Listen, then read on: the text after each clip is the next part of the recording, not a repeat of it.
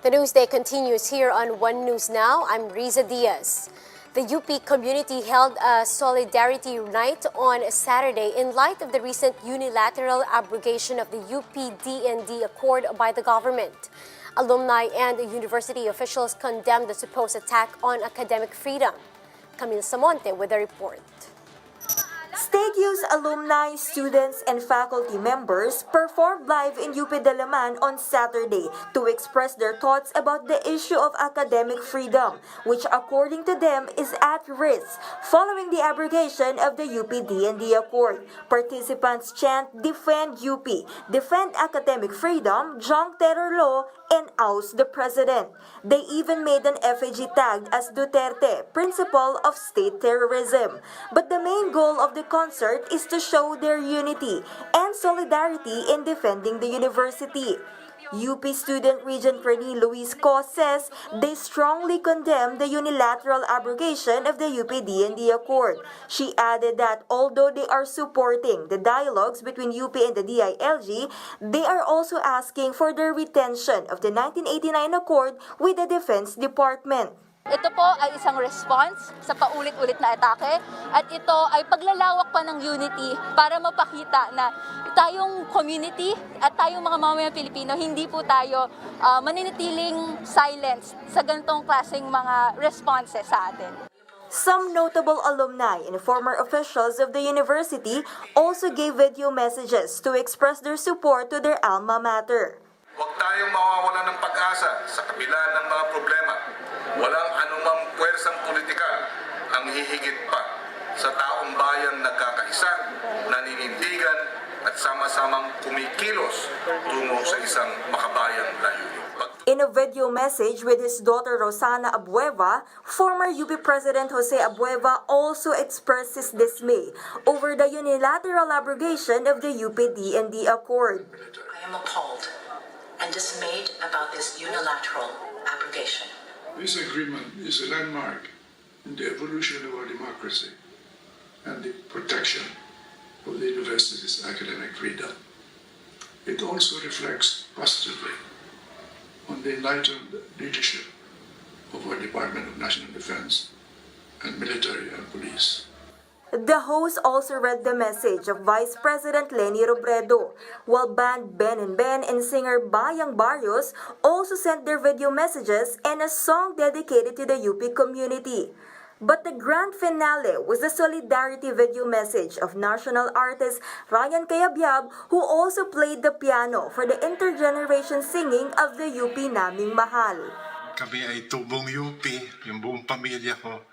Kaya isa lang po ang aking panalangin, sana po mapanatili nating malaya at mapayapa ang lahat ng campuses ng ating pamantasan, ang ating pamantasang minamahal. Tumayo po tayo at awitin po natin ang UP naming mahal. Reporting for News 5, Camille Samonte, we are One News. Journalists as well as human rights advocates gathered this morning in a bike run to highlight the worsening press freedom situation in the country.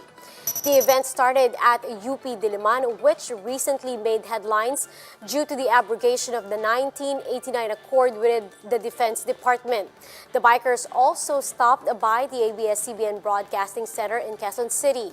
The network was shut down last year after lawmakers voted to junk its franchise renewal application. And just last week, the House of Representatives archived a bill granting its legislative franchise. The groups which participated in the bike run are also calling for the release of detained journalists Frenchie May Cumpio and Lady Ann Selem. So ang dami-daming kaso ng panggigipit sa mga journalist, lalo na sa mga komunidad. At gusto namin na maalala ng taong bayan na merong Frenchie May Cumpio na 1 taon nang nakakulong sa Tacloban. Nakikiusap tayo sa mga tao na makiisa sa kanya na sana ay mapalaya siya sa lalong madaling panahon. And we'll be back with more stories after the break. Keep it here on One News.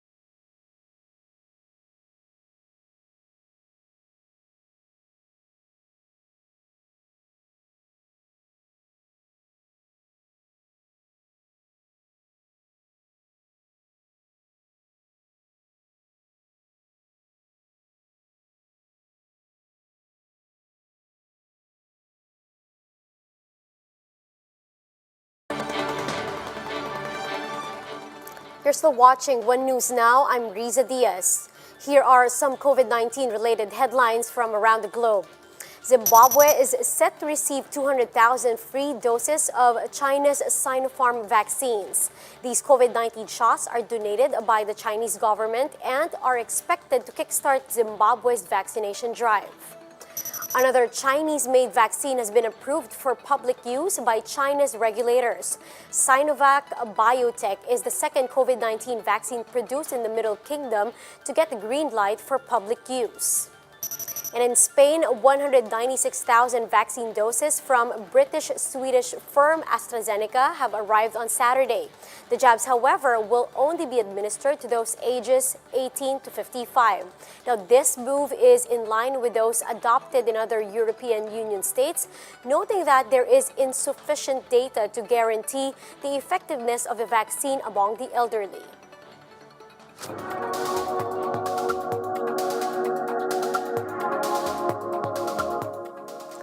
COVID-19 continues to mutate in different countries, raising public fear that vaccines may turn out powerless against these new variants. Now, Johns Hopkins Bloomberg School of Public Health Vice Dean Joshua Sharfstein discusses the ability of vaccines to provide protection against these new strains as he speaks on Bloomberg Surveillance. Well, it looks like from the evidence we have that the vaccines do work against the new strains. They may not work quite as well for any type of COVID infection, but they seem to work pretty well still for severe COVID infections. So it still absolutely makes sense to get vaccinated. I think the longer term question is going to be whether the vaccines need to be tweaked a little bit to be even more effective against these strains. I don't think this is a reason to panic. I think it's just a sign of how difficult this challenge is, and we have the technology still to outsmart the virus. What is the number one thing that we need to keep an eye on? If you look at the number of doses administered, can we make enough doses to try and get ahead of these new strains? Well, I think it's about making the doses and delivering delivering them to the right people, including a lot of people who are at risk. In the United States, there's some very good reporting about essential workers who are out there and are incredibly vulnerable to getting sick, and they're struggling to get in line in some places for vaccination. I think they're going to be a really important population because it's through people who have to be out and about that the virus can really spread. How are we doing? How's the U.S. doing compared to Europe, compared to the U.K. and other parts of the world? I think you're starting to see the wheels starting to move in the United States. There's more vaccinations happening. The stories that the pharmacies are really getting involved are good news. I'd like to see more outreach vaccinations, more attempts to go to people, go to workplaces that are really full of people at high risk for COVID-19. I'm a little worried people are, so excited they're coming out of their bunkers to get vaccinated, which is good for them, but it's not good for it's not as optimally efficient for reducing the transmission in society because they weren't contributing to that before. We really need to help find people who are in harm's way because of what they have to do for a living. How long from, when 70% of the population is vaccinated do we, have to still wear masks and social distance? It's totally going to depend on how much virus is out there. So if we can vaccinate people who are at risk for transmission, that'll help. And we'll start to see the number of cases come down. As the number of cases in the community come down, that's going to be the number one thing affecting social distancing and masking. When you speak to doctors here in the UK, I know they're very worried about the cold chain or the fact that once they have the vaccine out and somebody doesn't show up for an appointment, they need to find someone else quick or it's a waste. How are the other vaccines going to be a game changer if you don't need these below freezing temperatures? Well, first of all, for those cold chain vaccines, you have to have a backup. You have to assume that not everyone's going to come, and these systems have to figure out how to still use the vaccine. I do think that these new vaccines that aren't cold chain will be very helpful because it'll be much easier to spread them out in small, allotments that will make it possible for more people to be holding vaccine. It'll be easier for people to get vaccine closer to where they live and work. Meanwhile, German biotech Cure-vac is teaming up with pharmaceutical giant GlaxoSmithKline to create a next-generation COVID mRNA shot. They say this potential vaccine aims to provide protection against multiple variants of the virus. Cure-vac CEO Franz Werner has discussed this on Bloomberg Markets. We have been working to the last 12 months, not only on the vaccine, which is now in the clinics, which we are waiting the efficacy data somewhere in the at the end of the first quarter, the interim data to also apply for approval.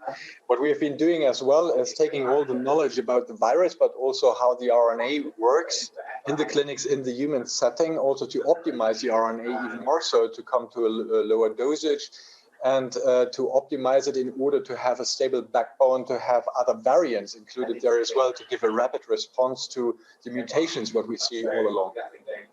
Do you know how effective your current virus that you have in development is against the mutations that we currently know about?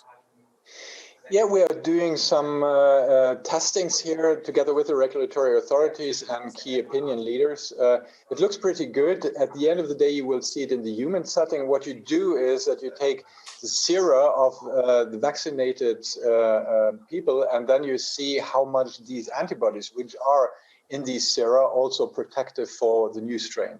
And it looks pretty good, so we can confirm also what others have been saying so far. Is March, we've heard March is a good target date. Do you feel like the new variants will have to push that timeline out and or affect your phase 3 trials? That's a very good question. The question to be seen is, even though it is also covering the new strains, how much it takes away from your efficacy. We cannot measure something on that because we're waiting for the efficacy data to come. We see also in the regions where we are running the clinical trial that there are also variants floating around. And so this will be all covered in the data to be expected in end of March. And those are the top stories of the hour. Join us later at 12 noon as we continue to monitor the day's biggest stories. You can also catch One News on Signal Play app. Register for a free account now at www.signalplay.com and stream One News live anytime, anywhere. I'm Riza Diaz. We are One News.